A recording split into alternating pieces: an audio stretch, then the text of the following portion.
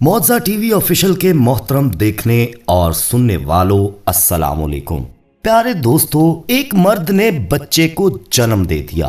ये बात सुनने में अजीब और नामुमकिन लगती है, मगर इस जदीद दौर में इस तरह के बहुत से वाकयात देखने और सुनने को मिले हैं जिन पर इंसान हैरान व परेशान सोच में पड़ जाता है कि कुदरत के खिलाफ जाना क्या सही है। प्यारे दोस्तों, पाकिस्तान में पहली बार सियालकोट में ऐसा वाकया पेश आ चुका है जहां एक मर्द ने बच्चे को जन्म दिया है। आज इस पर तफसील से बात करते हुए आपको ये भी बताएंगे कि दुनिया में ऐसा पहला वाकया कब और कहां पेश आया था। हमारी आज की वीडियो आपके लिए निहायत दिलचस्प होने वाली है, इसलिए आखिर तक हमारे साथ वीडियो में जुड़े रहिएगा। और आगे बढ़ने से पहले कंफर्म जरूर कर लीजिएगा कि आपने हमारा चैनल मौजा टीवी ऑफिशियल सब्सक्राइब कर रखा है। नहीं किया तो फौरी सब्सक्राइब करते हुए बेल आइकन को क्लिक कर दीजिएगा ताकि हमारी आने वाली मजीद वीडियोस का नोटिफिकेशन बर वक्त आपको मौसूल होता रहे। तो आइए आगाज करते हैं आज की इस दिलचस्प मालूमाती वीडियो का। दोस्तों, ये आज से 40 साल पहले का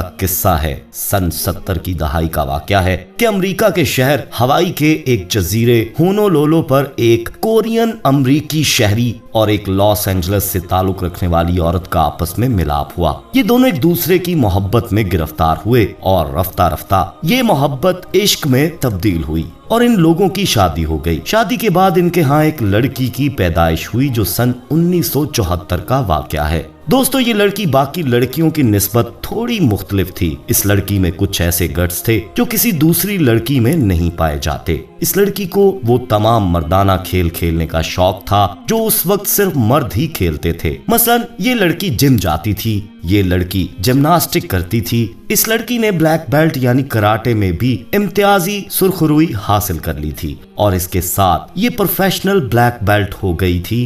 इसने प्रोफेशनल बॉडी बिल्डिंग शुरू कर दी थी। इस लड़की के जबरदस्त फ्यूचर को देखते हुए इसके वालिदैन ने फैसला किया कि इसको हाई स्कूल से कॉलेज में भेजा जाए। लिहाजा उसने ग्रेजुएशन के मज़ामीन में बायोलॉजिकल साइंस को मुंतखब किया। जब इसने इस मजमून को चुना तो इस दौरान इसके जहन में एक खराफाती सोच आई। ये वो सोच थी जिसने उसकी जिंदगी और इंसानियत के प्रोस्पेक्टिव को तब्दील करके रख दिया। दोस्तों, इस लड़की का नाम क्या था ये कोई नहीं जानता, क्योंकि वो लड़की किसी के सामने अपना लड़कियों वाला नाम नहीं पेश करना चाहती थी और ना इसको किसी के सामने रिवील करना चाहती थी। वक्त गुजरता गया और उसने खुद को उन साइंसदानों के हाथों सुपुर्द कर दिया जो एक जिन्स की दूसरी जिन्स में ट्रांसफॉर्मेशन के मुख्तलिफ किस्म के तजुर्बात कर रहे थे। यानी अगर कोई मर्द है तो उसे औरत कैसे बनाया जाए और अगर कोई औरत है तो उसको मर्द कैसे बनाया जाए। लिहाजा इन तजुर्बात को जहन में रखते हुए उन साइंसदानों ने इस चीज का कॉन्ट्रैक्ट साइन करवाया कि इस तजुर्बे के दौरान अगर इस लड़की को किसी किस्म का नुकसान पहुंचा तो इदारा इसका जिम्मेदार ना होगा।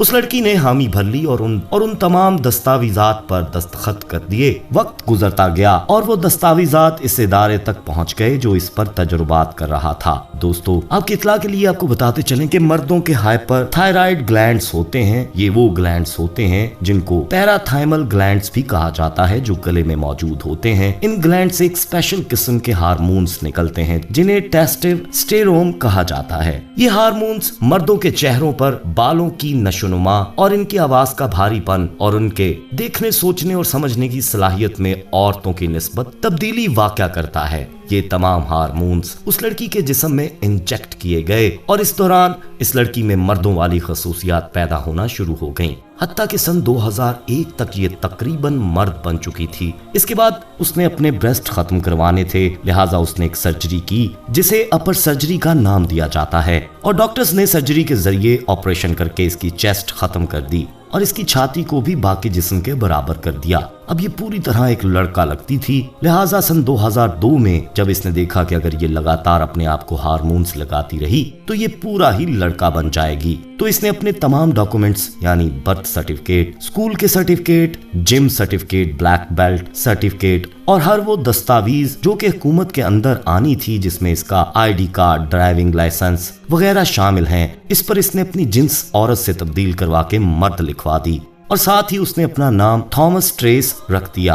अब दोस्तों, थॉमस ट्रेस कागजी और जिस्मानी तौर पर एक मर्द बन चुका था, लेकिन अभी इसकी लोअर सर्जरी नहीं हुई थी, तो इसने नैन्सी नामी एक औरत से शादी कर ली जब उसने शादी की और शादी के 3 साल बाद ये दोनों मियाँ बीवी बच्चा पैदा करना चाहते थे, मगर उन्हें मालूम हुआ कि नैन्सी बांझ है और बांझ औरत बच्चा पैदा करने से कासिर होती है, जैसा कि आप जानते ही होंगे। लिहाजा थॉमस ने आगे बढ़कर कुर्बानी देने की सोची और जो वो हार्मोन्स के इंजेक्शंस लेता था वो रोक दिए। और इसके बाद इसने डोनर स्पर्म यानी बाहर से किसी के स्पर्म डोनेट करवाए और डोनेट करवाने के बाद उसने इन स्पर्म्स को अपने अंदर करवाया, क्योंकि इसके जिस्म में औरतों वाले बाकी आज़ा अभी मौजूद थे।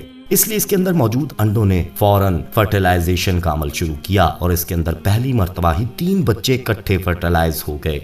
लेकिन इसका नतीजा काफी भयानक निकला। जब वो तीनों बच्चे पैदा होने वाले थे तो इससे पहले ही जाये हो गए। लेकिन थॉमस ने हार ना मानी और वो चाहता था कि जो साइंस का करिश्मा है वो दुनिया के सामने आ जाए। और इसी सोच की वजह से थॉमस ने मजीद स्पर्म्स अपनी बॉडी में इंजेक्ट करवाना शुरू कर दिए। वक्त गुजरता गया और 2007 में पहली बार थॉमस ट्रेस के यहाँ एक बेटी की पैदाइश हुई। ये बेटी मुकम्मल तौर पर सेहतमंद थी और जब इस लड़की का जन्म हुआ तो इस जन्म को मद्देनजर रखते हुए डॉक्टर्स ने उसको ये मशवरा दिया कि अगर ये चाहे तो और बच्चे भी पैदा कर सकता है। तो उसने दोस्तों 2 बच्चे और पैदा किए और इस तरह इसके यहाँ 3 बच्चों की पैदाइश हुई। वो तीनों बच्चे निहायत सेहतमंद और खूबसूरत थे और 2012 में ये 3 बच्चों का बाप और माँ दोनों बन चुका था। और फिर इसने फौरी तौर पर अपनी लोअर सर्जरी भी करवा ली और अब उसने मर्दाना उज़्वे तनासुल भी अपनी बॉडी में लगवा लिया था।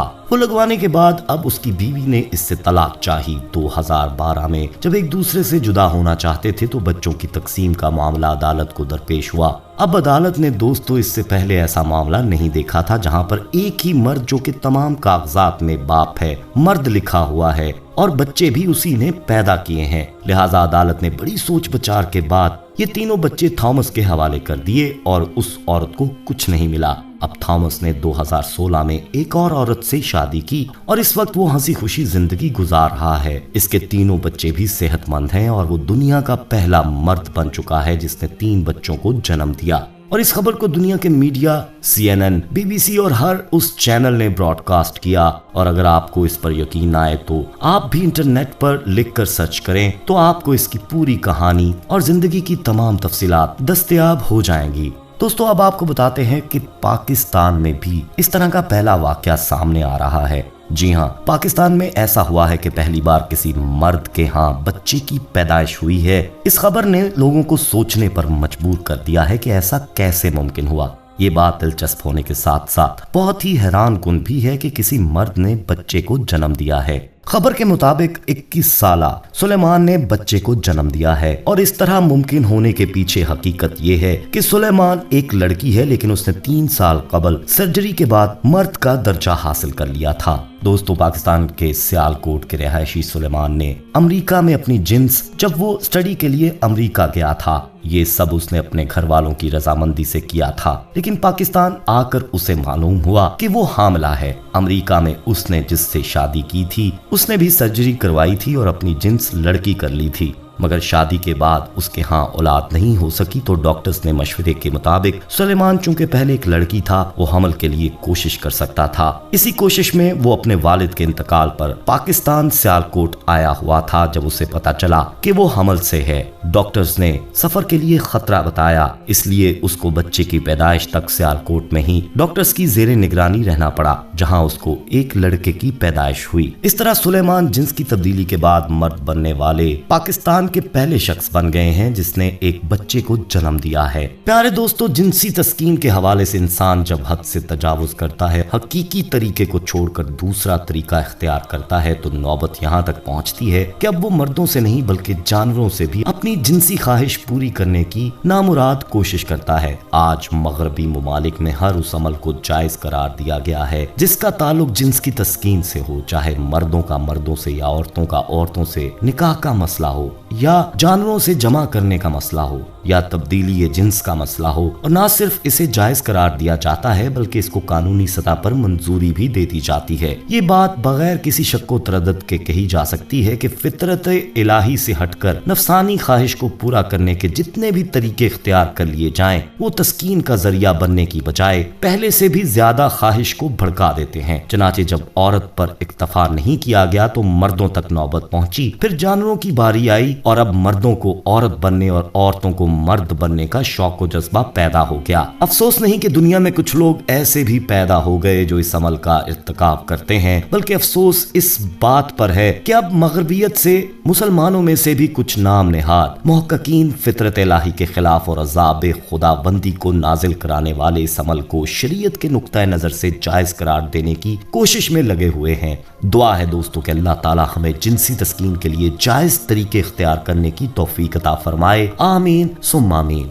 आप इस हवाले से क्या कहेंगे? कमेंट सेक्शन में अपनी राय जरूर दीजिएगा। वीडियो पसंद आई हो तो इसे लाइक करते हुए दोस्तों में शेयर कीजिएगा। जाते जाते एक बार फिर कंफर्म कर लीजिएगा कि आपने हमारा चैनल मौजा टीवी ऑफिशियल सब्सक्राइब कर रखा है। नहीं किया तो फौरी सब्सक्राइब करते हुए बेल आइकन को क्लिक कर दीजिएगा ताकि हमारी आने वाली मजीद वीडियोस का नोटिफिकेशन बर वक्त आपको मौसूल होता रहे। अपना बहुत ख्याल रखिएगा और उनका भी जिनका कोई ख्याल नहीं रखता। आने वाली वीडियो में आपसे दोबारा मुलाकात होगी। तब तक के लिए अल्लाह निगहबान।